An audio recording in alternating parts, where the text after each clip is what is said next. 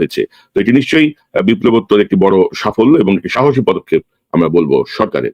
তো এবং ইতিমধ্যে আপনারা জানেন যে রাষ্ট্রপতির পদে যিনি আছেন শেখ হাসিনার যিনি ৫ ওয়াক্ত সালাম করে রাষ্ট্রপতির পদ বাগিয়েছেন সেই শাহাবুদ্দিন চুপ্পু, তার পদত্যাগের একটি দাবি এসছে দুদিনের মধ্যে এবং একটি বিপ্লবী সরকারের বিষয়েও আলোচনা হচ্ছে। তো সার্বিক সব বিষয়গুলো নিয়ে আজকে আমার সঙ্গে আলোচনায় যোগ দিচ্ছেন বৈষম্য বিরোধী ছাত্র আন্দোলনের সমন্বয়কদের অন্যতম জনাব হাসনাত আব্দুল্লাহ।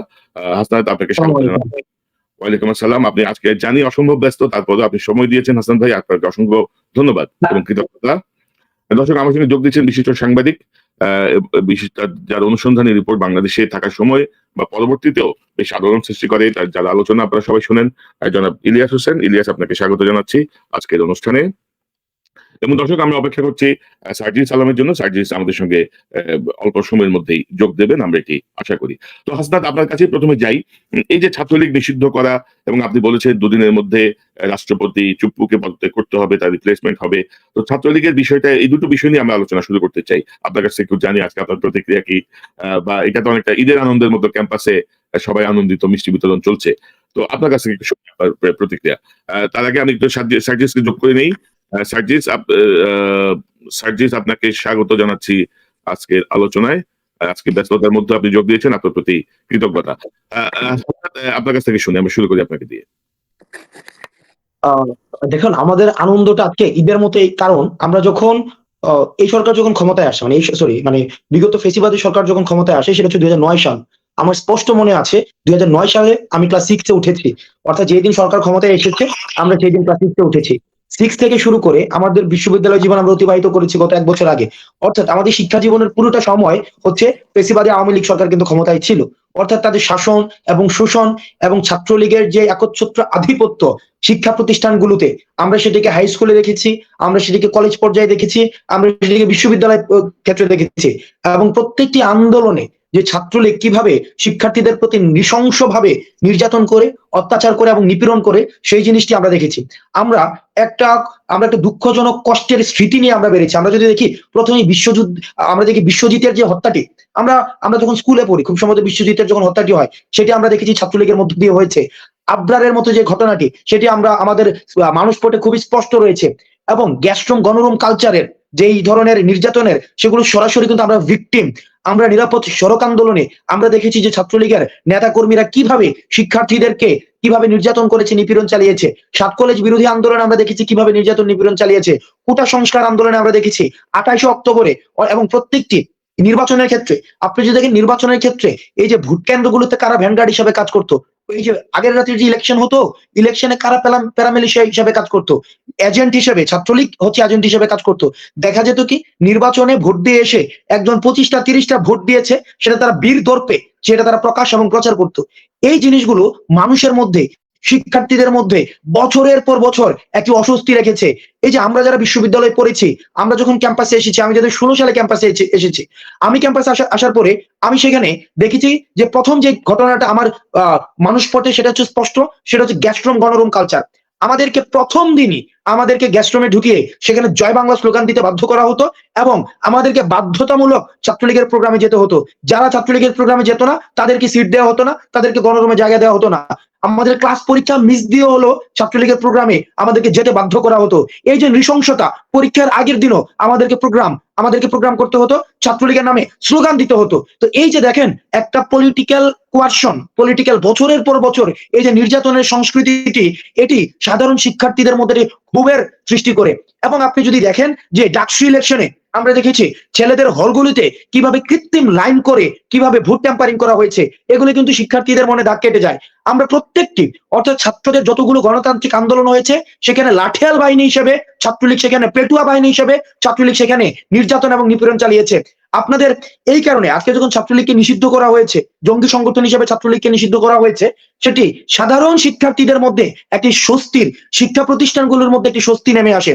এবং ছাত্রলীগের যেই কফিনের লাস্ট প্যারেকটা হয় 15 জুলাই যে নির্যাতনটি চালায়, বাংলাদেশের প্রতিটি শিক্ষা প্রতিষ্ঠানে ছাত্রলীগ যেভাবে নৃশংসভাবে নির্যাতন চালায়, এই নির্যাতনের মধ্য দিয়ে 24 পরবর্তী বাংলাদেশে ছাত্রলীগের যে প্রাসঙ্গিকতা, সেই প্রাসঙ্গিকতা হারিয়ে ফেলে।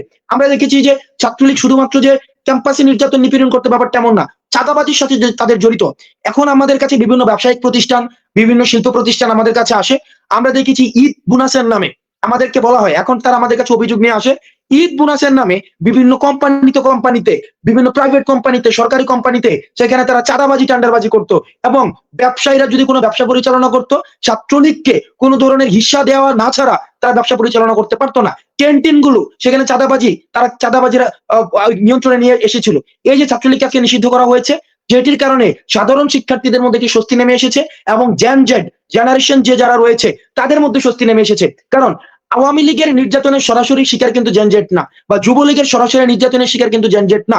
অর্থাৎ আমি যদি ওইটাকে কি সরলীকরণ করি, অর্থাৎ এই জেনজেটের কিন্তু মূলত আমাদেরকে সবচেয়ে বেশি ফেস করতে হয়েছে ছাত্রলীগকে। সেই জন্য ছাত্রলীগের প্রতি এই জেনজেটের সবচেয়ে বেশি ক্ষোভটা রয়েছে। এই কারণে আজকে যখন নিষিদ্ধ করা হয়েছে, আমরা ক্যাম্পাসে দেখতে পাচ্ছি আনন্দ মিছিল বের হয়েছে, সেখানে মিষ্টি বিতরণ কর্মসূচি চলছে এবং আগামীকাল ঢাকা বিশ্ববিদ্যালয় সহ বিভিন্ন বিশ্ববিদ্যালয়ে গরু জবাই এবং খাসি জবাই হবে। এই যে স্বতঃস্ফূর্ত অংশগ্রহণ, সেটার সাথে কিন্তু দেখেন ৭৫-এর মিল রয়েছে।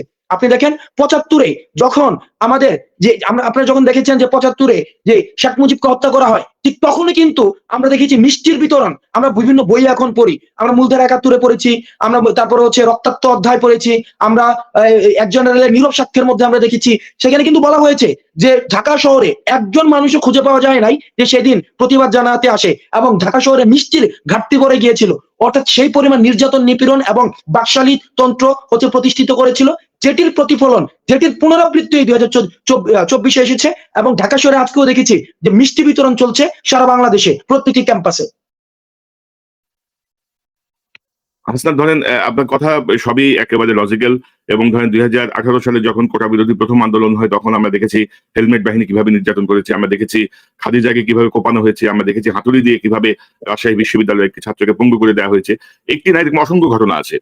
তো ধরেন 15ই জুলাই রাতে ছাত্রলীগের যেই হামলা ঢাকা বিশ্ববিদ্যালয় সহ বিভিন্ন বিশ্ববিদ্যালয়ে, সেটাকে আমরা তুলনা করেছিলাম 25শে মার্চ কাল রাত্রির সাথে, এবং আমরা বলছিলাম কাল রাত্রি যেহেতু এসেছে, স্বাধীনতাও আসবে। তো আমি সার্জিস আপনার কাছে একটু জানতে চাই, ছাত্রলীগ তো নিষিদ্ধ হলো, কিন্তু ধরেন ছাত্রলীগের কাছে প্রচুর পরিমাণে অস্ত্র আছে। তো আমরা ধরেন গত এই অন্তর্বর্তীকালীন সরকারের এই সময়টায় কিন্তু আমরা অস্ত্র উদ্ধার বা এই জাতীয় তেমন কোনো তৎপরতা দেখি নাই। এবং গতকাল কিন্তু বঙ্গভবনের সামনেও ছাত্রলীগ, কিন্তু আপনারা জানেন যে এরা ফ্যাসিস্ট বাহিনী, তারাও কিন্তু ঢুকে একটা অস্থিতিশীলতা তৈরি করার চেষ্টা করেছিল। তো এদের এই যে অবৈধ অস্ত্র বা তাদের যে অবৈধ অস্ত্রের ট্রেনিং বা তাদের যেই ফ্যাসিজমের যেই প্রশিক্ষণ, আপনারা এটাকে কিভাবে ঠেকাবেন? এই ব্যাপারে আইন শৃঙ্খলা বাহিনীর সাথে কোনো কথা হয়েছে কিনা, বা আপনারা কি ভাবছেন, ছাত্ররা কি ভাবছেন? আচ্ছা, আমরা যদি প্রথমেই এই বিষয়টার একটা জিনিস আপনাকে বলি। আমরা যখন বিভিন্ন জেলায় গিয়েছি শহীদদের সাথে, শহীদ পরিবারের সাথে কথা বলার জন্য, এবং আমাদের যারা আহত ভাই বোনেরা রয়েছে তাদের সাথে কথা বলার জন্য, তখন আমরা আমাদের জায়গা থেকে যে জিনিসটা সবচেয়ে বেশি দেখেছি সেটি হচ্ছে যে ওই সব জায়গাগুলোতে আসলে যতটা না বেশি এই হত্যাগুলো হয়েছে পুলিশের গুলিতে, তার চেয়ে বেশি এই হত্যাগুলো হয়েছে ছাত্রলীগ, যুবলীগ কিংবা আওয়ামী লীগের যে সন্ত্রাসী ক্যাডাররা রয়েছে তাদের হাতে যে অবৈধ অস্ত্রগুলো দেওয়া হয়েছে এই অবৈধ অস্ত্রগুলোর মাধ্যমে। এবং আমরা বিভিন্ন জেলাগুলো থেকে আমাদেরকে এভাবে বলা হয়েছে যে যুবলীগ, ছাত্রলীগ কিংবা আওয়ামী লীগের যে ক্যাডাররা তারা পুলিশের সাথে একই সাথে, ইভেন তারা পুলিশের সামনে গিয়ে তাদের জায়গা থেকে ইচ্ছা মতো গুলি ছুড়েছে। আমরা এখন অসংখ্য ভিডিও দেখি ঢাকার রাস্তাগুলোতে অনেক এরকম ভাই রয়েছে যারা একা একা রাস্তা ধার দিয়ে চলে যাচ্ছিল, আন্দোলনে অংশগ্রহণ করেছিল কিংবা হাঁটছিল, তাদেরকে এই অবৈধ অস্ত্র দিয়ে ছাত্রলীগের সন্ত্রাসীরা গুলি করেছে, এরপরে বুনো উল্লাস করেছে।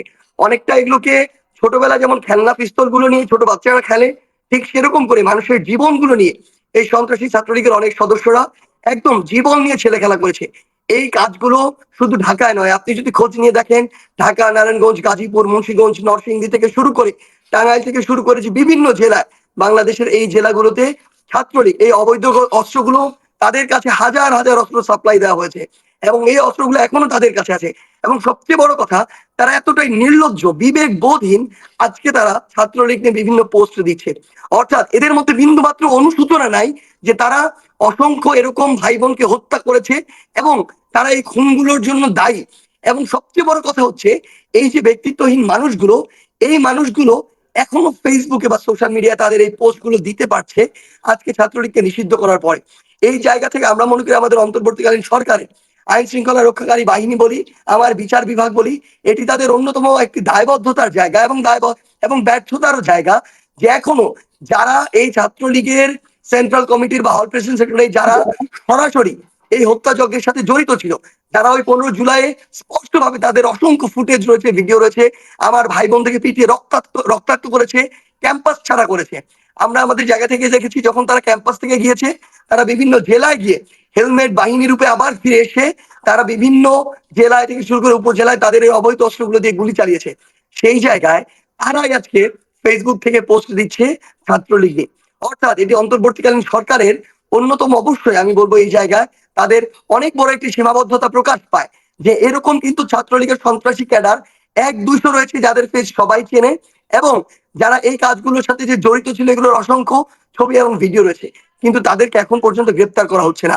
অথচ ওই ফ্যাক্সিস্ট আওয়ামী লীগের আমলে আমার হাজার হাজার ভাই বোনকে জাস্ট মিথ্যা এবং বানোয়াট মামলাগুলো দিয়ে, বাংলাদেশের বিভিন্ন রাজনৈতিক দলের অসংখ্য নেতাকর্মীকে মিথ্যা বানোয়াট মামলাগুলো দিয়ে তাদেরকে বছরের পর বছর তাদেরকে জেলে বন্দি করে রাখা হয়েছে। এমন অসংখ্য জন ছিল যাদেরকে মিথ্যা মামলা দিয়ে জেলে পাঠানো হয়েছে এবং জেলেই তাদের মৃত্যু ঘটেছে। সেই জায়গা থেকে আমরা আমাদের জায়গা থেকে মনে করি যে অন্তর্বর্তীকালীন সরকারে অতি দ্রুত সময় এ সকল ছাত্রলীগ নামক যে সন্ত্রাসী ছিল, তারা একটি নিষিদ্ধ সংগঠনের সদস্য এবং তারা আসলেই সন্ত্রাসী, এবং তাদের এই প্রত্যেকটি প্রমাণ রয়েছে, ছবি রয়েছে, ভিডিও রয়েছে। তারা যদি চায় আমরা সেগুলো সাপ্লাই করতে পারবো, সোশ্যাল মিডিয়া অহরহ এগুলো রয়েছে। এগুলোর সাপেক্ষে তাদেরকে অবশ্যই দ্রুততম সময় গ্রেফতার করে তাদেরকে শাস্তির আওতায় আনা উচিত। যদি না আনতে পারে তাহলে এই 24-এর অভ্যুত্থানের যে স্পিরিট এবং এই অভ্যুত্থানে যে অসংখ্য জীবনের যে ত্যাগ, জীবনের যে বিনিময়, যে রক্তাক্ত যে আমাদের জুলাই, এগুলো সকল কিছুর কাছে এই অন্তর্বর্তীকালীন সরকারের যে সবচেয়ে বড় দায়বদ্ধতা, সেই দায়বদ্ধতার জায়গাটি তাদের সবচেয়ে বড় প্রশ্নবিদ্ধ হয়, এবং এটি যদি হয়ে থাকে তাহলে তাদের সবচেয়ে বড় যে দায়টি, সেই দায়টিতে তারা ব্যর্থ হবে। আমার মনে হয় যে আপনাদের এই আহ্বানের পাশাপাশি আপনারা নিশ্চয়ই স্বরাষ্ট্র উপদেষ্টা যিনি আছেন তার সঙ্গে নিশ্চয়ই বসবেন, পাশাপাশি সেনাবাহিনীতে যারা আছেন, যারা ম্যাজিস্ট্রেসি পাওয়া নিয়ে কাজ করছেন, তাদের নজরের বিষয়টা আপনারা ব্যক্তিগতভাবে বৈঠক করে আপনারা নিশ্চয়ই বিষয়টা তাদের সঙ্গে পরামর্শ করবেন বা তাদেরকে চাপ প্রয়োগ করবেন যেন অতি দ্রুত এই সন্ত্রাসীদের কাছে যে অস্ত্র আছে সেগুলো যেন উদ্ধার হয় এবং তারা যেন গ্রেপ্তার হয়। ইলিয়াস হোসেন, আপনি কিভাবে দেখছেন ছাত্রলীগের এই নিষিদ্ধের বিষয়টাকে? আমরা বিভিন্ন সময় বিভিন্ন আলোচনায় কিন্তু এই প্রসঙ্গটা এনেছি। ছাত্রলীগ নিষিদ্ধ হয়েছে, আমরা এখন চাই তাদের মাদার সংগঠন আওয়ামী লীগ আরো কোনো অংশে কম না, কিন্তু মানে তাদের ব্যাপারেও একটি কার্যকর সিদ্ধান্ত আসবে। আপনার কাছ থেকে একটু শুনি, আপনার অভিমতটা একটু জানিয়ে দিন। না, এটা তো আর বলার অপেক্ষা রাখে না। হাসনাত ভাই যেমনটা বলছিলেন যে এটা ঈদ, আমাদের জন্য ঈদ মোবারক, বিশাল বড় একটা ঈদ। এই দিনের অপেক্ষায় আসলে বাংলাদেশের মানুষ ছিল, এবং আমার বিশ্বাস, আমি সব জায়গার কথা যদিও জানি না, আমার মনে হয় সারা ঢাকা শহরের সব জায়গাতে মিষ্টি বিতরণ হচ্ছে এবং মানুষ উল্লাস প্রকাশ করছে।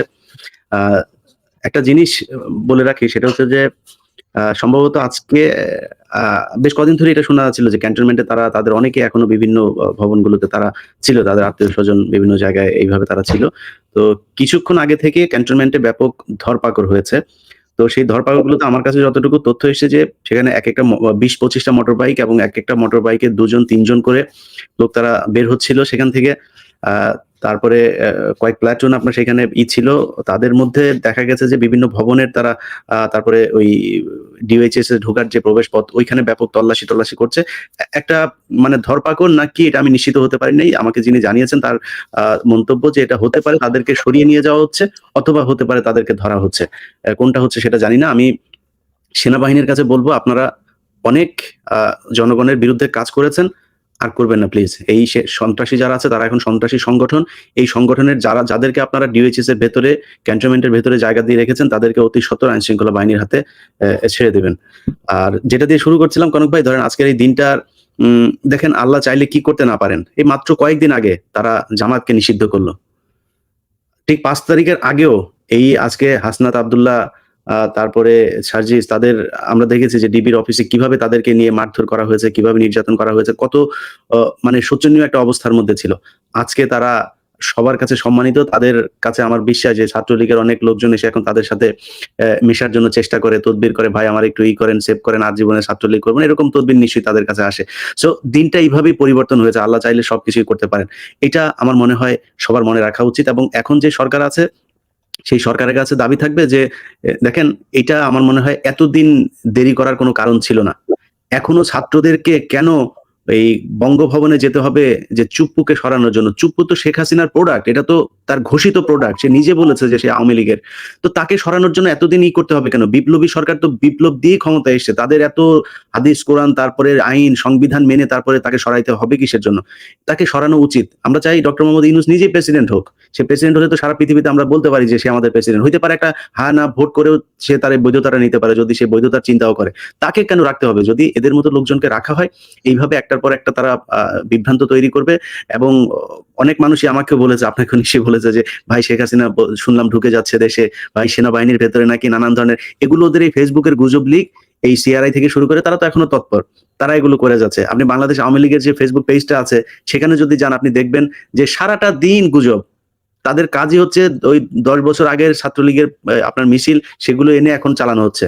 এখানে বলা হচ্ছে যে এটা হচ্ছে তাদের নাকি আজকের মিটিং, কালকের মিছিল, এইভাবে বলা হচ্ছে। যাই হোক, সরকারের কাছে অনুরোধ যে হাসনাত, সার্জিস সহ যারা সমন্বয়ক আছেন এবং ছাত্র জনতা যারা এখনো মাঠে আছেন, তাদের মানে আন্দোলনের সুযোগ নিয়ে কেউ যেন কোনো অপ্রীতিকর ঘটনা ঘটাতে না পারে, সেই জন্য তাদেরকে যতটুকু সম্ভব রিলিজে রাখা উচিত। তাদের জন্য বারবার মাঠে নামতে না হয় দাবি নিয়ে। এটার দায়িত্ব আপনাদেরকে ছাত্ররা সেই দায়িত্ব দিয়েছে, আপনাদের সেই দায়িত্ব পালন করতে হবে। সো শুধু ছাত্রলীগ না, আমি চাই আওয়ামী লীগও সন্ত্রাসী সংগঠন, যুবলীগ সন্ত্রাসী সংগঠন, এবং সেইটা এই আমেরিকা তারপরে ইউরোপ সহ বিভিন্ন দেশে তারা যখন যাচ্ছে, যাওয়ার পথেই যাতে তাদের এই পরিচয়টা তাদের কাছে হোমল্যান্ড সিকিউরিটি থেকে শুরু করে ওইসব দেশে যেসব বর্ডার সিকিউরিটি গার্ড গুলো আছে, ইমিগ্রেশন আছে, তারা যেন এই পরিচয়টা, তাদের তালিকাটা জেনেই যাতে বুঝতে পারে ওকে ঠিক আছে এই হচ্ছে এই সংগঠনের এই ছিল, একে এই দেশে ঢুকতে দেওয়া যাবে না। এটা আমার মনে হয় ইউনূস সরকারের পক্ষ থেকে পদক্ষেপটা নেওয়া উচিত। আওয়ামী লীগ, যুবলীগ, ছাত্রলীগ সহ তাদের সব সংগঠন, অঙ্গ সংগঠন সবগুলোকে নিষিদ্ধ করা হোক। ইলিয়াস, এই বিষয়টি নিয়ে ইতিমধ্যে কাজ শুরু হয়েছে আমি যতটুকু জানি, এবং আপনি যেটি বলছিলেন সেনাবাহিনীর গুটি কয়েক অংশ এখনো শেখ হাসিনার পক্ষে, বাট অধিকাংশ সেনাবাহিনীর সদস্য যারা আছেন, সৈনিক থেকে শুরু করে কর্মকর্তা, অফিসার, সবাই জনগণের পক্ষে। এবং এই পক্ষে থাকার কারণেই আসলে হাসিনার মতো একটি ফ্যাসিস্ট পালিয়ে যেতে বাধ্য হয়েছে।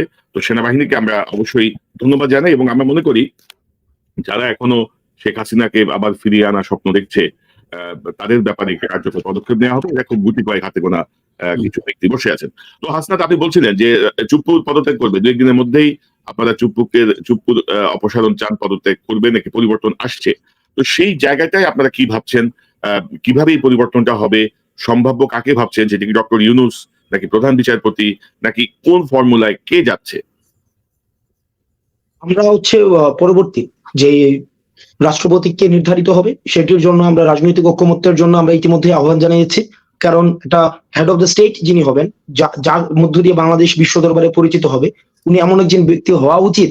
যেমন আমরা যখন প্রধান উপদেষ্টা হিসেবে ডক্টর মোহাম্মদ ইউনূসকে আমরা নির্ধারিত করেছি, তখন কিন্তু আমরা দেখেছি উনি সারা পৃথিবীতে উনি ইকুয়ালি উনি অ্যাকসেপ্টেড হয়েছেন। কোনো জায়গা থেকে ওনার বিরুদ্ধে কোনো ধরনের বা ওনার প্রসঙ্গে কোনো ধরনের কোনো প্রশ্ন আসেনি।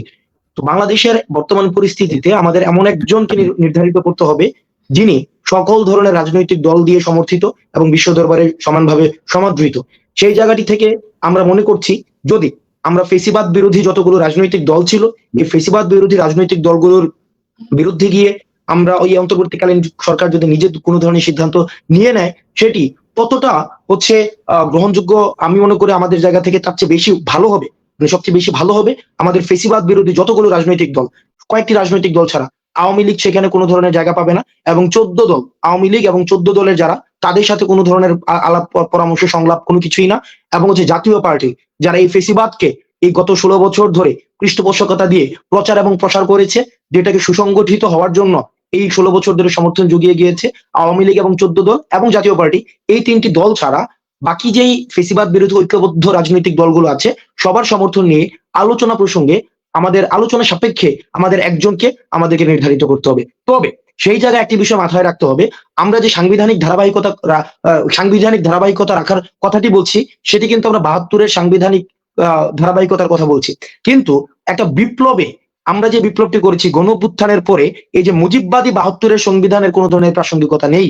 এখন এই জায়গায় দাঁড়িয়ে কোন রাজনৈতিক দল, ফেসিবাদ বিরোধী কোন রাজনৈতিক দলও যদি আবার এই মুজিববাদী 72-এর সংবিধানের পক্ষে অবস্থান নেয়, তাহলে এই গণঅভ্যুত্থানে তাদের যে অবস্থানটি সেটিকে আমরা মনে করি প্রশ্নবিদ্ধ করে।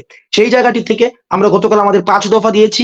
এই 5 দফার মধ্যে প্রথম দফাটি হচ্ছে মুজিববাদী 72-এর সংবিধানটি যেটি রয়েছে সেটিকে ছুঁড়ে ফেলে দিয়ে নতুন করে সংবিধানকে লিখতে হবে, যেটির মধ্য দিয়ে বেসিক্যালি হচ্ছে আমাদের মুজিববাদী চেতনার আওয়ামী শক্তি পেশিবাদ হয়ে উঠতে পেরেছে।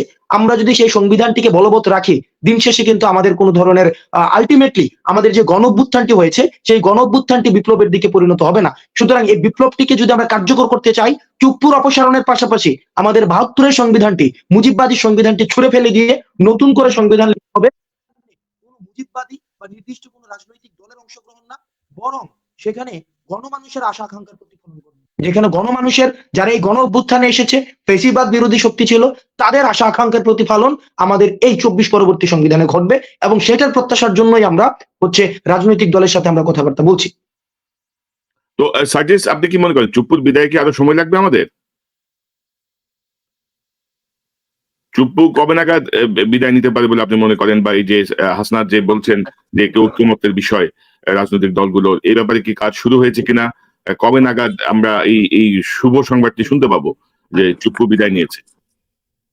আপনারা হয়তো জেনেছেন যে আজকেই আমাদের অন্তর্বর্তীকালীন সরকার প্রধান উপদেষ্টা প্রফেসর ইউনূস আজকে বিভিন্ন রাজনৈতিক দলের নেতৃবৃন্দ যারা রয়েছেন তাদের সাথে এই বিষয়ে কথা বলছেন, এবং আমরা আমাদের জায়গা থেকে আমাদের বৈষম্য বিরোধী ছাত্র আন্দোলন প্ল্যাটফর্মের পক্ষ থেকেও বাংলাদেশের যে বিভিন্ন রাজনৈতিক দলগুলো রয়েছে ফ্যাসিস্ট এবং ফ্যাসিস্টের যারা দোষর বা তোষামতকারী তারা বাদ দিয়ে যে সকল রাজনৈতিক দল এই অভ্যুত্থানে ঐক্যবদ্ধভাবে লড়াই করছে তাদের সাথেও বৈষম্য বিরোধী ছাত্র আন্দোলন কথা বলার চেষ্টা করছে। আমরা আমাদের জায়গা থেকে মনে করি যে আমাদের এই যে ফ্যাসিবাদী যারা শক্তি তারা কিন্তু বিভিন্ন সময়ে বিভিন্ন ইস্যুকে সামনে এনে কিংবা উস্কে দিয়ে কিংবা সুযোগ নিয়ে আমাদেরকে দ্বিধা বিভক্ত করার চেষ্টা করবে, কারণ তারা যদি আমাদেরকে দিন শেষে বিভক্ত করতে পারে এটাই তাদের সবচেয়ে বড় সফলতা।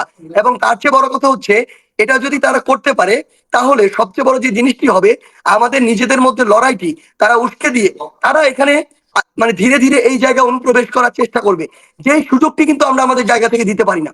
সেই জায়গায় আমরা এই গুরুত্বপূর্ণ বিষয়গুলো যেমন আমাদের একদম দূরদর্শীভাবে সিদ্ধান্ত নিতে হবে, একই সাথে বিচক্ষণ হতে হবে যেন আমাদের মধ্যে কেউ লড়াই লাগিয়ে দিয়ে কিংবা লড়াইকে উস্কে দিয়ে এই সুযোগটি কেউ না নিতে পারে।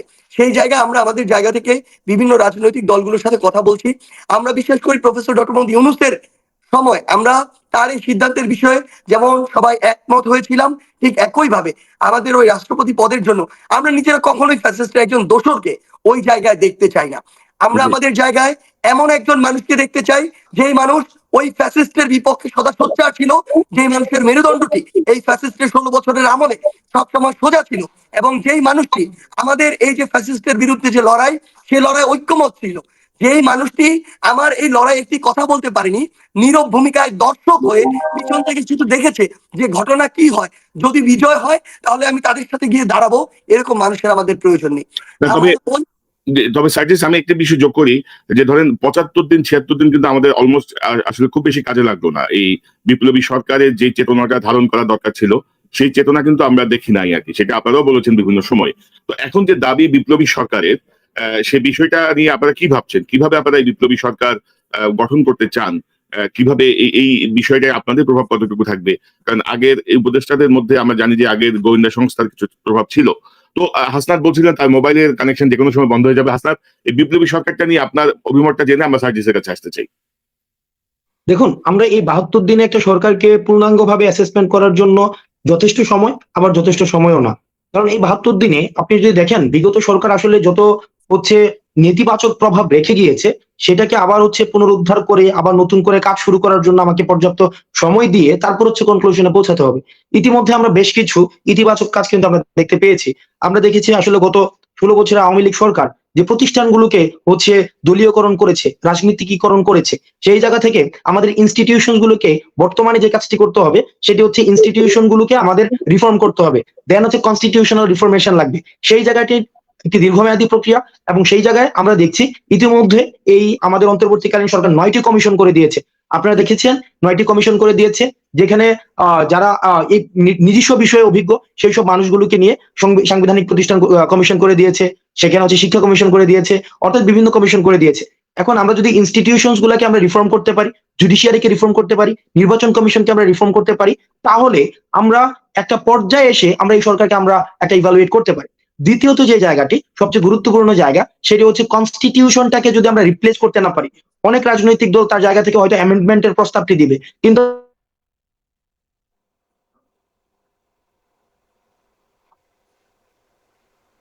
সার্জিসের কি ব্যাটারির বোধহয় শেষের পথে, অথবা আমি দেখি সার্জিসের কানেকশনে কি হয়। হাসনাতের সম্ভবত সংযোগে কোনো সমস্যা হচ্ছে। সার্জিস, আপনি যদি একটু একটু একটু যোগ করেন আর কি, যে আপনারা বিপ্লবী সরকারটাকে কিভাবে ভাবছেন? আচ্ছা, আমরা যদি আমাদের জায়গা থেকে বলি, আসলে আমাদের সত্যি কথা বলতে এই অভ্যুত্থানের কিংবা এই বিপ্লবের আসলে ডিমান্ডই ছিল ওই মুহূর্তে আমরা যদি একটি বিপ্লবী সরকার গঠন করতে পারতাম, তাহলে আসলে আমাদের এখন মনে হচ্ছে যে ওই জায়গাটিতে আমরা যে ফলাফলটি প্রত্যাশা করি সেই ফলাফলটি সবচেয়ে কাঙ্ক্ষিত ফলাফল হতো। কিন্তু ওই মুহূর্তে আসলে সত্যি কথা এটাই যে ওই মুহূর্তে আমাদের কিছু সীমাবদ্ধতাও ছিল, হয়তো সেখানে আমাদের অভিজ্ঞতার কিছু সীমাবদ্ধতা ছিল, কিংবা ওই মুহূর্তে আমাদের একটু সুসংগঠিত যে ফোর্স সেটির একটু সীমাবদ্ধতা ছিল। পুরো বাংলাদেশের ছাত্র জনতা কিন্তু ওই এক দফায় রাস্তায় নেমে এসেছিল, কিন্তু এটিও সত্য যে ওই মুহূর্তে আমরা রাস্তায় আমাদের ডাকি সকলে নেমে এসেছে, কিংবা আমরা সকলে রাজপথে ঐক্যবদ্ধভাবে এক দফাতে নামতে পেরেছি। কিন্তু এই যে প্রত্যেকটি জায়গা ঐক্যবদ্ধ একটি ফোর্স, বিপ্লবী ফোর্স, এটি কিন্তু ওই মুহূর্তে ছিল না, এবং সেটি সীমাবদ্ধতা অনুভব করে আমরা ওই মুহূর্তে অন্তর্বর্তীকালীন সরকারের দিকে গিয়েছিলাম। কিন্তু ওই মুহূর্তে যদি আমরা এরকম একটি বিপ্লবী ফোর্স আমরা গঠন করতে পারতাম যাদের সকলের অংশগ্রহণ ছিল এই বিপ্লবে, তাহলে তারা স্পিরিটটিকে ধারণ করে আমরা আমাদের জায়গা থেকে মনে করি যে সবচেয়ে বেশি ইফেক্টফুলি আমাদের এই কাজগুলো বা এই যে বাংলাদেশের মানুষ যেভাবে সংস্কারগুলো পড়া প্রত্যাশা করে সেগুলো হতো। আপনারা যদি একটু লক্ষ্য করেন, বর্তমানে এই অন্তর্বর্তীকালীন সরকারে আমরা বিভিন্ন আমাদের জায়গা থেকে বিভিন্ন উপদেষ্টাকে দেখি। হ্যাঁ, অনেকে হয়তো অনেকের জায়গা থেকে চেষ্টা করে যাচ্ছে, বাট অনেককে দেখে মনে হয় যে তারা এই বিপ্লবের যে স্পিরিট, বিপ্লবের যে যে গতি তাদের কাজে প্রতিফলিত হওয়ার কথা, সেটি সেভাবে আমরা দেখতে পাই না। সেই জায়গায় আমার মনে হয় এরকম একটি বিপ্লবী সরকারের ক্ষেত্রে আসলে পার্টিসিপেশনটা আরো বাড়াতে হবে। তাদের যাদের এই বিপ্লবে প্রত্যক্ষ এবং পরোক্ষভাবে গুরুত্বপূর্ণ ভূমিকা ছিল। এমনও হতে পারে যে এখানে যদি আমরা যদি দেখি যে আমাদের এই বিপ্লবে কিন্তু বিভিন্ন রাজনৈতিক দল ছিল যারা ঐক্যবদ্ধ হয়ে এই বিপ্লবে অংশগ্রহণ করেছিল। আমার অনেক ভাই দেশের বাইরে থেকে মিডিয়ার সাথে কাজ করুন কিংবা বিভিন্ন ভাবে আপনাদের মতো এমন অনেকেই রয়েছেন, বা একদম আমি প্রমিনেন্ট যদি কিছু ফেসের কথা বলি, 5-7 জন বা 10 জন এরকম ফেস রয়েছেন যারা দেশের বাইরে থেকে পুরো দেশের মানুষকে এই ফ্যাসিস্টদের বিরুদ্ধে একটি আলাদা করে ঐক্যমতে পৌঁছে নিয়েছেন। এবং সবচেয়ে বড় কথা হচ্ছে, আমরা যখন একটা নির্দিষ্ট সহমত ভাইয়ের চর্চায় সব সময় এই একটা জিনিসে আমাদের ব্রেইন মস্তিষ্ক সীমাবদ্ধ হয়ে গিয়েছিল, তখন বিভিন্ন সময়ে বিভিন্ন ইনসাইট দিয়ে বিভিন্ন যুক্তি কিংবা তাদের বিভিন্ন কুকর্ম আমাদের সামনে তুলে ধরে যারা আমাদের মস্তিষ্ককে সচল রেখেছিলেন, এই স্টেক হোল্ডারটি দেশের বাইরে থেকে যারা কাজ করেছেন মিডিয়া কিংবা এমন বিভিন্ন টকশোর মাধ্যমে, তারা কিন্তু একটা গুরুত্বপূর্ণ পার্ট এই বিপ্লবের। এই মানুষগুলোর একটা প্রতিনিধিত্ব এখানে থাকা উচিত। আমার জায়গা থেকে আরো আরেকটি জিনিস মনে হয় যে এই বিপ্লবের একটি কিন্তু গুরুত্বপূর্ণ পার্ট যেটাকে আমরা স্মরণ করতে ভুলে যাই। আমরা আমার পাবলিক বিশ্ববিদ্যালয়ের স্টুডেন্টদেরকে স্মরণ করি, প্রাইভেট বিশ্ববিদ্যালয়ের স্টুডেন্টদেরকে স্মরণ করি, মাদ্রাসার ভাইদেরকে স্মরণ করি, আমরা স্কুল কলেজ বিশ্ববিদ্যালয় বিভিন্ন স্টুডেন্টদের স্মরণ করি। কিন্তু আমার যে ভাইরা দেশের বাইরে থেকে রেমিটেন্সকে শাটডাউন দিয়ে এই দেশের শেখ হাসিনার সরকারের অর্থনীতিকে গলা চেপে ধরেছিল, ওই আমার রেমিটেন্স যোদ্ধা ভাইদের একটি অংশগ্রহণ এই বিপ্লবী সরকারের সাথে থাকা উচিত যে কোনো ভাবে আমাদের জায়গা থেকে বা আমার জায়গা থেকে মনে হয়। কারণ তারা তাদের জায়গাটিকে যেভাবে তুলে ধরতে পারবে, প্রেজেন্ট করতে পারবে, ফিল করতে পারবে, ওন করতে পারবে, আমাদের এই স্পিরিটের অভ্যুত্থানের সাথে যারা সরাসরি যুক্ত ছিল তারা কিন্তু সরাসরি যুক্ত ছিল না, তারা কিন্তু ততটুকু পারবে না। সেই জায়গায় আমাদের জায়গা থেকে আমাদের মনে হয় যে অন্তত আমার জায়গা থেকে আমি মনে করি এখানে অংশগ্রহণটুকু আরেকটু বাড়ানো উচিত, এবং এই কাজটুকু জনমানুষের জন্য আরো সম্পৃক্ততা এই জায়গাটিতে বাড়ানো উচিত। এবং ফ্যাসিস্টের দোসররা এই যে বিভিন্ন জায়গায় বিভিন্ন রূপে ফিরে আসছে, এদের ক্ষেত্রে কঠোর ব্যবস্থা নিতে হবে। আজকে আমি যখন দেখি ছাত্রলীগের ওই সন্ত্রাসীরা সেন্ট্রাল পোস্টেড বা বিভিন্ন হলের প্রেসিডেন্ট সেক্রেটারি 100 জনেরও বেশি আজকে সোশ্যাল মিডিয়ায় পোস্ট দেয় এবং তারা সরাসরি হত্যাযজ্ঞের সাথে জড়িত, এবং অন্যান্যরা যখন দেখবে যে এই কাজটি আসলে সোশ্যাল মিডিয়ায় তারা করছে, তারা এই সাহসটি পেয়ে যাবে। সন্ত্রাসীরা সরাসরি খুনের সাথে জড়িত হয়ে যদি এই কাজটি করতে পারে, তাহলে তাদের যারা দোষর ছিল তারা কিন্তু এই ফ্লোরটি পেয়ে যায়। সেই জায়গা থেকে অবশ্যই এক্ষেত্রে সবচেয়ে গুরুত্বপূর্ণ হচ্ছে তাদেরকে শাস্তির আওতায় আনা। যদি না আনা যায় এবং এটি দৃশ্যমান না হয়, তাহলে বিপ্লবের যে স্পিরিট, সেই স্পিরিটটি সবচেয়ে বড় জায়গায় যেটি হচ্ছে সেটি ক্ষতিগ্রস্ত হয়, নষ্ট হয়।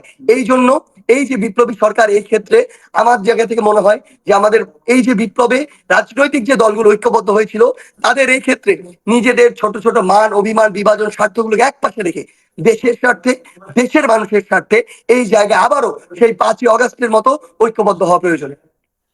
আপনাকে ধন্যবাদ। অর্থাৎ ধরেন এইটাই আমরা চাচ্ছিলাম আসলে, ধরেন এই যে বিপ্লবী চেতনাকে ধারণ করে দেশটাকে গড়ার জন্য ভূমিকা রাখা। কারণ উপদেষ্টাদের মধ্যে অনেকের ভূমিকা আমাদের মনে হয় তারা হয়তো ভাবেন যে হায় যদি আবার হাসিনা ফিরে আসে তাহলে তো আমাদের ক্ষতি হবে, আমরা এখন কি করবো, আমরা গা বাঁচাই চলি, আমরা একটু ব্যালেন্স করি। তো এখন আসলে এত হত্যাযজ্ঞের পরে, এত ছাত্র অন্ধ হওয়ার পরে, এত ছাত্র পঙ্গু হওয়ার পরে ব্যালেন্সের আর কোনো সুযোগ নাই। ফ্যাসিজম বাংলাদেশ থেকে বিদায় নিয়েছে এবং একেবারেই কবর দিতে হবে। এবং বিশেষ করে সার্জিস, আপনি, হাসনাত, আমাদের নাহিদ এবং আসিফ, আপনারা যেভাবে আসলে নেতৃত্ব দিচ্ছেন এটা আমাদের কাছে খুবই বিস্ময়কর। আপনাদের কথা যখন আমরা শুনি, আপনারা যেভাবে আসলে এই বয়সে যেভাবে আপনারা সবকিছু এগিয়ে নিয়ে যাচ্ছেন, সত্যি আপনাদেরকে স্যালুট করার মতো। এবং আপনারা এই স্পিরিটটা ধরে রাখবেন যেন বিপ্লবের চেতনা থেকে খুব বিচ্যুত না হয়। ইলিয়াস, আপনার কাছ থেকে আমরা একটু শুনতে চাই, বিপ্লবী সরকার, চুক্তি পরবর্তী প্রেসিডেন্ট, আপনার কাছ থেকে আপনাকে মন্তব্য নিব আমরা। ইলিয়াস, আনমিউট করতে হবে।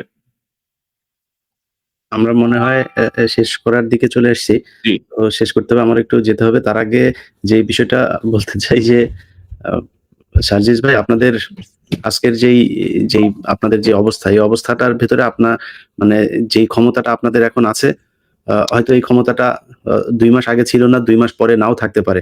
কিন্তু এই দেশের যেই মানে মানুষ, এদের একটা ইয়ে আছে যে যার তেল মাথায় এরা তেল দিতে পছন্দ করে। আপনাদের পেছনে এখন অনেক মানুষ ঘুরছে, অনেক crore crore billion billion dollar আপনাদেরকে দেওয়ার জন্য প্রপোজালও আপনাদের কাছে আছে, না জিজ্ঞেস করেই বলে দিলাম।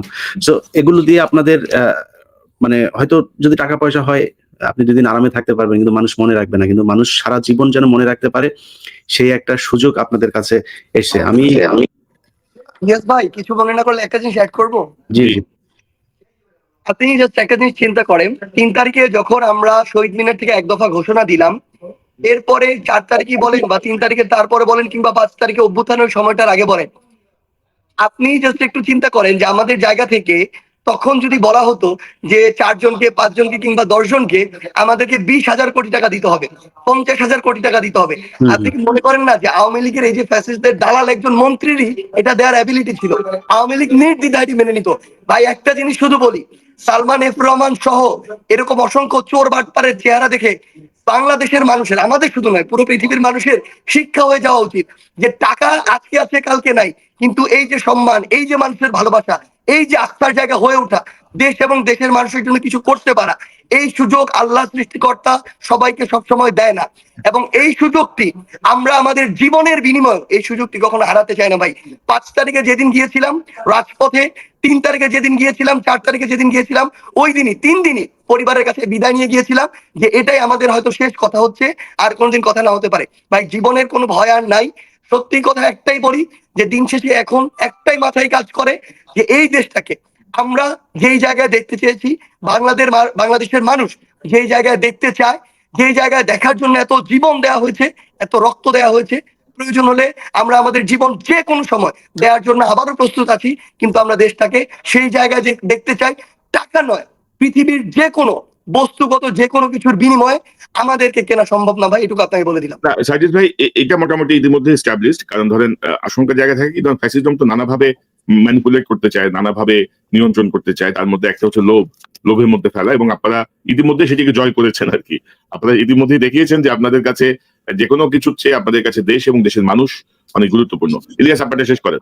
না, সেটাই যে আমি সার্জিস ভাইয়ের একটা বক্তব্য শুনেছিলাম, আমার ঠিক এক্স্যাক্টলি আমার ওই ডেটটা বলতে পারবো না, 19 তারিখের আগের বক্তব্য, সম্ভবত 19শে জুলাইয়ের আগের বক্তব্য ওনার। মানে আমি খুব অবাক হচ্ছিলাম যে ঢাকা বিশ্ববিদ্যালয়ে দাঁড়িয়ে উনি যে বক্তব্য দিয়েছেন, এই সাহস ভাই আমার নাই। তো এই যে ওই পরীক্ষাতে আপনারা পাশ করে এসেছেন ভাই, এখন সামনের যে দিনগুলো, বাংলাদেশের মানুষ অনেক উদার, বাংলাদেশের মানুষকে ভালোবাসার মূল্য দিতে জানে। অতএব এই ভালোবাসার মূল্য আপনারা অবশ্যই পাবেন। আল্লাহ না করুক ভবিষ্যতে যদি কোনো বিপদের দিন আসে, আমরা তো পাশে থাকবোই, বাংলাদেশের মানুষও আপনাদের পাশে থাকবে। আমি শুধু শেষ করতে চাই গোয়েন্দা সংস্থা এবং পুলিশকে কিছু কথা বলে। বাংলাদেশে এই যে যারা আজকে আমাদের দেশের নায়ক, যারা এখন নাহিদ, তারপরে আমাদের আসিফ ভাই, যারা সরকারের সাথে আছেন, তাদেরও কি অবস্থা হয়েছিল, এবং তাদেরকে নিয়ে এই আজকের সময় টিভি, প্রথম আলো থেকে শুরু করে ডেইলি স্টার, তারপরে ৭১, ডিবিসি টেলিভিশন, সমকাল, ইত্তেফাক সবাই কিভাবে তাদেরকে সন্ত্রাসী হিসাবে প্রতিষ্ঠিত করার জন্য চেষ্টা করেছে। আমি মনে করি সেই জায়গাটা পরিষ্কার করা ভাই খুব জরুরি। কারণ সাংবাদিকরা বুদ্ধিভিত্তিক খেলা করে, তারা এই দেশে বসে সরাসরি, একদম সরাসরি যদি কয়েকজনের নাম বলি, আমরা 3টার সময়, শুক্রবার 3টায় আমাদের কালবেলার সামনে একটা প্রোগ্রাম আছে, সেটাকে নিয়ে এই সন্তোষ শর্মা, যে কিনা কালবেলার সম্পাদক, সে সরাসরি রয়ের একজন সদস্য। আমি বাংলাদেশের মানুষের কাছে, গোয়েন্দা সংস্থা, পুলিশ সবার কাছে জিজ্ঞেস করতে চাই, যে সরাসরি রয়ের হয়ে কাজ করেছে এবং যারা ওই সময় গুম ছিল সেই ব্যক্তিরা আমার কাছে বক্তব্য দিয়েছে, সেই বক্তব্য অলরেডি প্রচার হয়েছে। আমি আরেকটা অনুষ্ঠান আমি কাজ করছি, হয়তো কালকে সন্ধ্যায় আমি সেটা আপলোড দেব, আপনারা দেখে তারপরে বলবেন যে একজন মানুষ গুম আছে, সেই গুম থাকা অবস্থায় ভারতীয় গোয়েন্দা সংস্থার হিন্দিতে কথা বলা একজন ব্যক্তিকে বাংলাদেশের একজন সম্পাদক তিনি যে তারপরে এক জায়গায় বসে তার ইন্টারোগেশন করছেন। এটা কি বাংলাদেশের মানুষ মেনে নেবে কিনা? এটা কি বাংলাদেশের গোয়েন্দা সংস্থা, পুলিশ মেনে নেবে কিনা? যদি না নেয়, তাহলে সন্তোষ শর্মা এখনো পর্যন্ত কালবেলার সম্পাদক কিভাবে থাকে, সেই কোশ্চেন আমাদের কাছে। ইলিয়াস, আপনি যেটা বলছিলেন, ইলিয়াস শুধু সন্তোষ শর্মা তো নয়, যেমন সাজেস্ট আমি যদি যোগ করতে চাই যে ধরেন মিডিয়ায় এখনো ধরেন ফ্যাসিবাদের দোষরা কিন্তু বসে আছে বিভিন্ন ভাবে, এবং তারা বিভিন্ন ভাবে নিউজ ম্যানিপুলেট করে, তারা বিভিন্ন ভাবে নানা রকমের খেলা খেলে। এবং আপনি যদি দেখেন, ঢাকা বিশ্ববিদ্যালয়ে একটি ছেলে গণপিটুনিতে মারা গিয়েছিল, খুব সম্ভবত তোফাজ্জল নামের, এবং এই যে ঘটনাটা ঘটিয়েছিল ছাত্রলীগের একটা অংশ কিন্তু পিটিয়ে মেরেছিল। আপনি আমাদের পত্রিকাগুলো স্ক্যান করেন, কোথাও দুই একটা পত্রিকা ছাত্রলীগের নাম এসেছে, অধিকাংশ জায়গায় ছাত্রলীগ কিন্তু নাই, তারা ব্ল্যাক আউট করছে এই নামটা।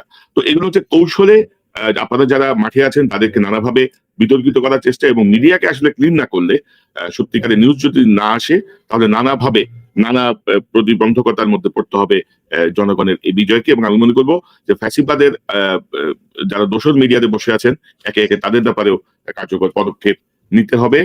আমার মনে হয় ইলিয়াস, অবাক হচ্ছে যে সেই সাংবাদিকের এই পরিচয় দেওয়া রয়ের সদস্য, তারা এখনো পর্যন্ত পুলিশকে রিকোয়েস্ট করার, গোয়েন্দা সংস্থাকে রিকোয়েস্ট করার সাহস পায় যে এই গণমানুষের জন্য গণমাধ্যম, এরা যাতে 3টার সময়, শুক্রবার 3টায় যাতে আমার অফিসের সামনে না আসে, এই অনুরোধ করার সুযোগ তারা আপনাদের কাছে পায় কিভাবে? সো সাজিদ ভাই, আমরা সন্ধ্যায় যে আলাপ করছিলাম, হাসনাত ভাই থাকবে, আপনার যেহেতু আরেকটা অনুষ্ঠানে আপনি যাচ্ছেন, সো হাসনাত ভাই সহ আমরা যারা ওইখানে উপস্থিত থাকবে, তাদের সবার কাছে অনুরোধ থাকবে, আমরা খুব শান্তিপূর্ণভাবে, আমরা চাই গণমাধ্যম চলুক, আমাদের গণমাধ্যম সাংবাদিকদের বিরুদ্ধে কোনো আক্রোশ নাই। সন্তোষ শর্মা রয়ের এজেন্ট, এটা যদি আমরা প্রমাণ করতে পারি, তাহলে তাকে সরাইতে হবে। আর সে রয়ের এজেন্ট না, সেটা যদি সে প্রমাণ করতে পারে, তাহলে সে আবার সাংবাদিকতা করবে, কথা একদম পরিষ্কার। সো শুক্রবারে 3টার সময় যারা সাংবাদিকও যারা আছেন বাংলাদেশে, তাদেরও আমি মনে করি এটা আপনাদের দায়িত্ব। আমার বাংলাদেশে কোনো পত্রিকা, টেলিভিশনের হেড হওয়ার কোনো ইচ্ছা নাই, ডিরেক্টরশিপ নেওয়ার, শেয়ার নেওয়ার কোনো ইচ্ছা নাই। আপনারা এই দেশে সাংবাদিকতা করবেন। সো বাংলাদেশের সাংবাদিকতায় কোনো রয়ের এজেন্ট, যারা কিনা প্রতিষ্ঠিত, যারা ভিকটিম, তারা নিজের মুখে বক্তব্য দিয়েছে, সেই ধরনের লোক এই দেশে সাংবাদিকতা করতে পারবে না।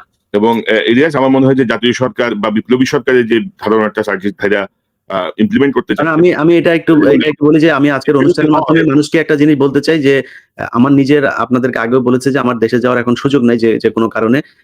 ডক্টর কনক সারোয়ার, পিনাকি ভট্টাচার্য, বিশেষ করে এই দুইজনের ব্যাপারে আমার সরকারের কাছে, এবং এখানে আপনারাও কাইন্ড অফ সরকারের একটা পার্টে আছেন সার্জিস ভাই, ওনাদেরকে উপদেষ্টা করবার জন্য এই জায়গাগুলো আমার মনে হয় দাবি তোলা উচিত। ওনারা চাক আর না চাক, অন্তত এই সম্মানটুকু ওনাদের জানানো উচিত যে তারা যেতে চায় কিনা। হ্যাঁ, প্রপোজালটা দেওয়া উচিত।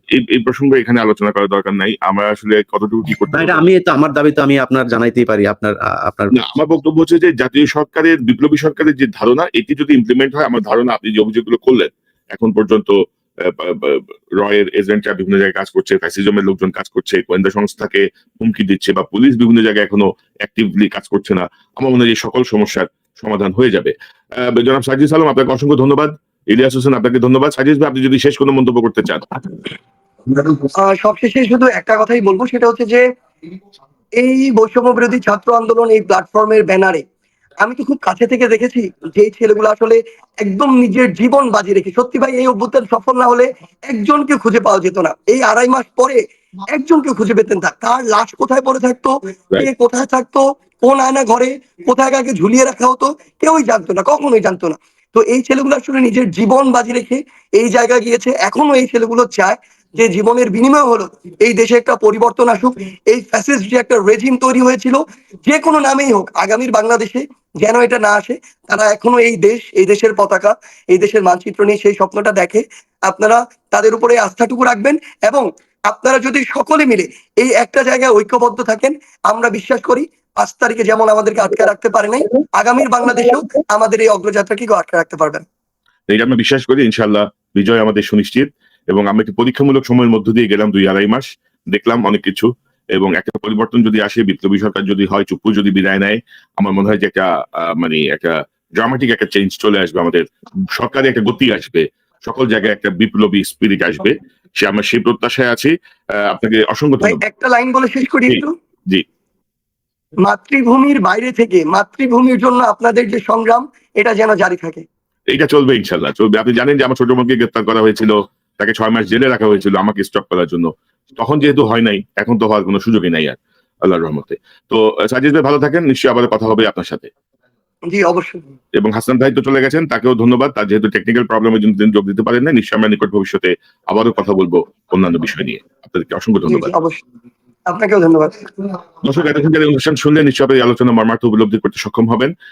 কিছুটা দেরিতে হলেও বিপ্লবী সরকারের পথে বাংলাদেশ যাচ্ছে। শেখ হাসিনার পালিত পোষ্য শাহাবুদ্দিন চুপ্পু আশা করি আগামী 48 ঘন্টার মধ্যে বিদায় নেবে। নতুন একজন গ্রহণযোগ্য ব্যক্তিকে আমরা রাষ্ট্রপতির পদে পাবো, এবং নতুন সরকার, বিপ্লবী সরকার হিসেবে আরো অনেক বিপ্লবী চেতনার মানুষ এই সরকারের সঙ্গে যুক্ত হবেন, এবং